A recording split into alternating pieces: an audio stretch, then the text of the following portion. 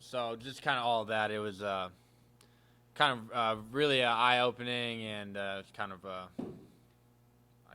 I guess you could say pretty rough time, but got through it.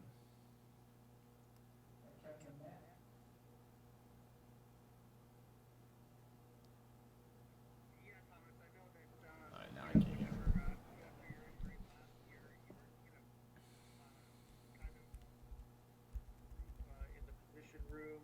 Hey, I'm sorry, I couldn't hear your initial question.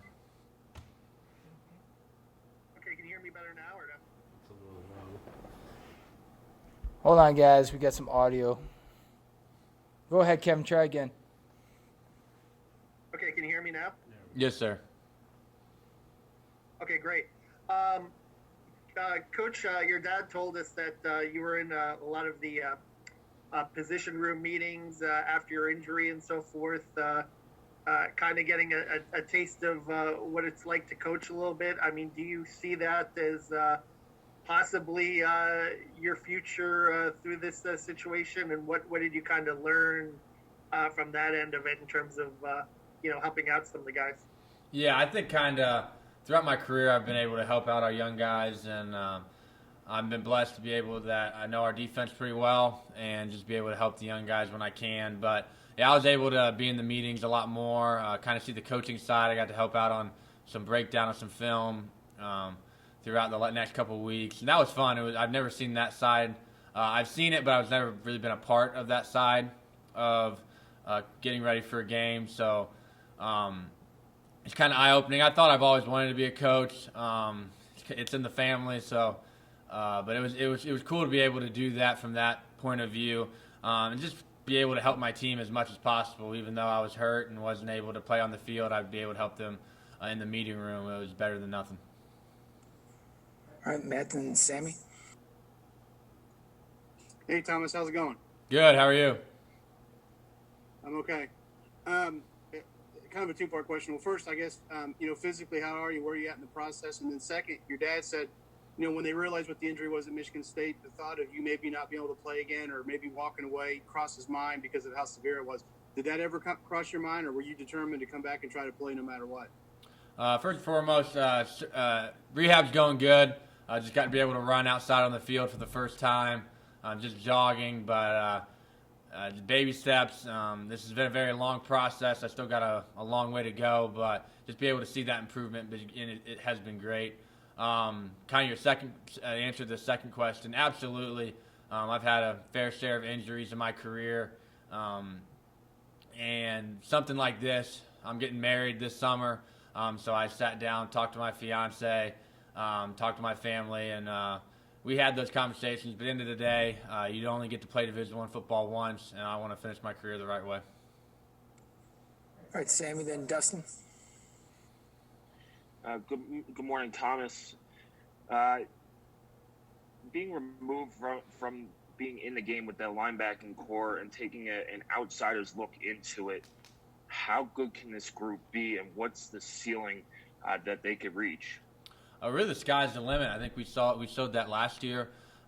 We got a great group of guys. I remember when I came in as a freshman, just being able to see guys like T. Gray Scales and Chris Covington work and play was awesome. And they were high level guys, but we didn't have the depth that we have now than when they were playing. And we have 4 or 5. We're creating 6, 7 guys that are able to play. That just helps everybody. Helps everybody in the room. It helps Mike McFadden. It helps a guy like C4, Cam Jones, be able to play every snap, everything they got. They're able to show that they can play special teams as well for the next level. And then you have guys like James Miller and Aaron Casey who can come in and perform just as well, just as good. And that's what I think the end of last season showed that. And then this spring as well has showed that as well. Dustin, then Dylan. Yeah, Thomas, to keep going on your rehab, I mean, what's sort of the next steps? What do you know as far as the timeline is concerned? I mean, where do you kind of go from here as far as you know? So I've been able to start lifting lower body and then just start running. So yeah, I think we're about a little bit over 4 months out from surgery so far. So I still got another about 4 months till I'm full go. But just kind of take it day by day. a lot of ups and downs, a lot of just getting your legs back. But just kind of thinking about where I was in the past, like the first 4 weeks after surgery, I was laying in bed, not really doing anything, couldn't really move. It kind of hurt just getting up from going to the bathroom. So just going that from now, that be able to run the field, and did it feel great? No, but just being able to do that, you kind of put yourself in perspective. So it's a very long process, but we're right on schedule. All right, Dylan and then John. Thomas, you just mentioned, able to run on the field today. I guess just, you said it didn't really feel great, but I mean, I guess in the sense of, were you at least pleased you were kind of at that next step? And I guess just how did it feel to sort of at least be on the field and kind of see your teammates kind of working in spring? Oh, it feels amazing. You really, like I said before, this type of injury kind of humbles you. It makes you realize how fortunate you are to play Division I sports and play football in the Big Ten.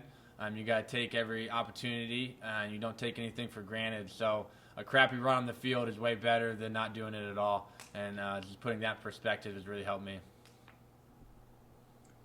John, then Kevin. I know that this injury, Tua had this injury. Have you talked to him or anybody else who's had this injury to figure out like what the rehab is like and how to come back from it? I mean, obviously it's a pretty rare one. Mm-hmm. Yeah, he actually called me about 2 weeks after my surgery, and we talked, and I had a crap ton of questions, just kind of going through everything, just from how you're supposed to feel right after, how you're supposed to feel 4 months from now, kind of right now. He gave me his number. He told me to text him many times. So he was great to be able to just talk to, because it is a very rare injury. There's very few people you can ask about. I remember talking to our PT and him saying there's not a whole lot of research to base what we're going on at times, which kind of freaks you out. But at the end of the day, it's cool that you're able, when I'm able to come back from this, that I can say that I've learned a lot in the process and I'm able to move on. But yeah, Tua was very helpful to me, and I'm very blessed and fortunate for him to take his time to help me. Kevin? Thomas, you alluded to your fiance, and I know she's an athlete as well. So she plays, I guess, softball on IU's team. I mean, wonder how much she could kind of relate to you on that level in terms of your desire of coming back, and what kind of stuff have you kind of bounced off on her through this, and how supportive has she been? Oh, she's amazing. She's my rock. I was fortunate to meet her freshman year. We've been dating ever since. She's the first baseman. Her name's Annika Baez on the softball team, and she's definitely a better athlete than I am. She's awesome, but she is my rock. I couldn't have done this without her. She's been there every step of the way, and I'm so fortunate to have her. All right, Thomas. Thank you. Thank you all.